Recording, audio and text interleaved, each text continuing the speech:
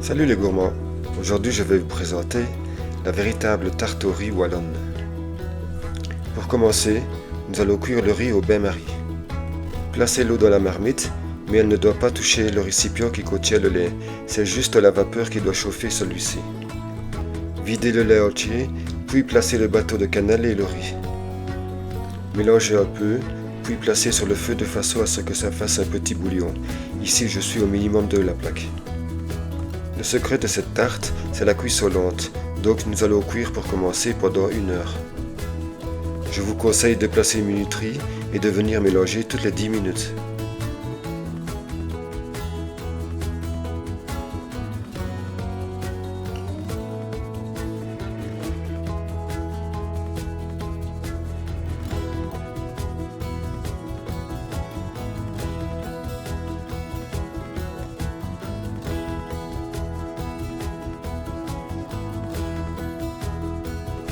Après 30 minutes, le riz commence à gonfler, mais on continue, on s'accroche.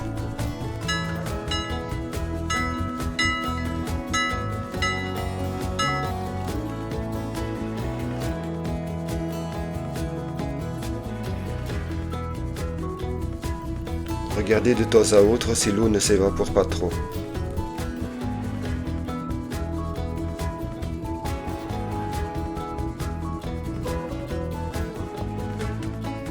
Regardez, ça commence à faire de la crème, c'est très bien.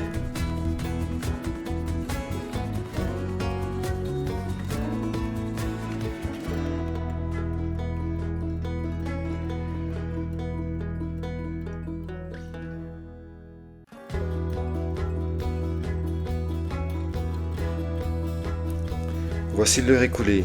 Videz le sucre, mélangez un peu et continuez comme tout à l'heure, pendant 30 minutes. Après, c'est promis, on coupe le feu.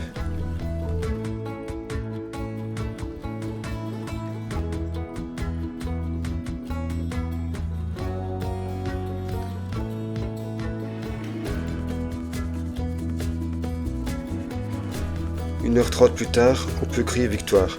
Le riz est cuit et parfaitement parfumé à la cannelle. Videz la préparation dans un cul de poule, laissez refroidir, retirez la cannelle, puis filmez. Alors là, vous n'allez pas m'aimer, mais réservez 24 € au frigo avant de continuer la suite. Le lendemain, on prépare la pâte levée. Pour démarrer, videz la levure boulanger dans de lait tiède et mélangez pour la diluer. On continue en coupant le beurre en dés dans la farine. Secouez un peu le plat pour éviter que les morceaux ne collent ensemble.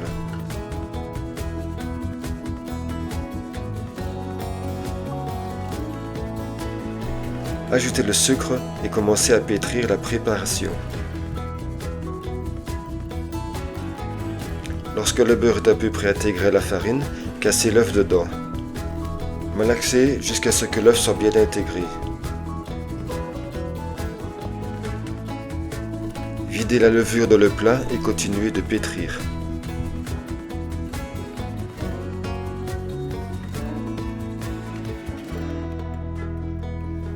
Quand le tout devient à peu près uniforme, renversez sur le plan de travail.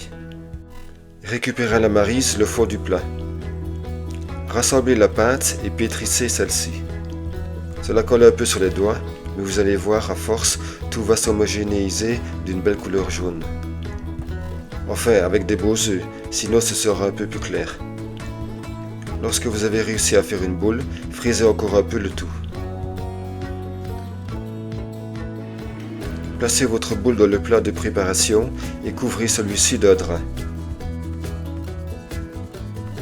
Placez votre plat 1 heure dans un endroit sans courant d'air et à plus de 20 degrés pour faire monter la pâte.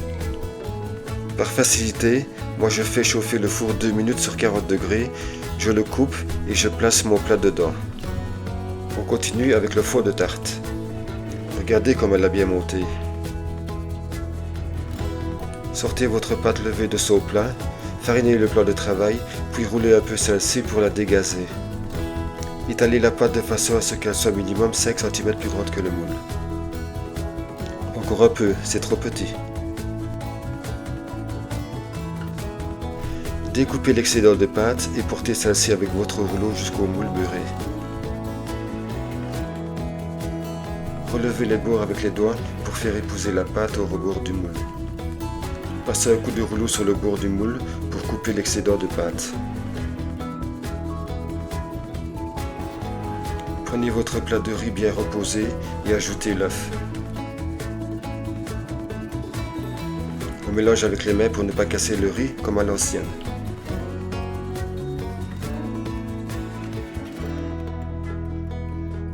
Videz le riz dans le moule et faites le niveau.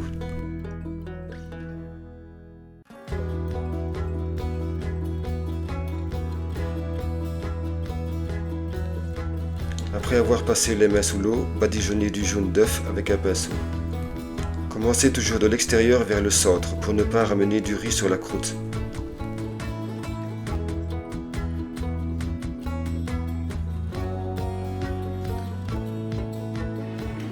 Après avoir préchauffé le four sur 220 degrés à la chaleur tournante, enfournez pour 25 à 35 minutes, selon les fours.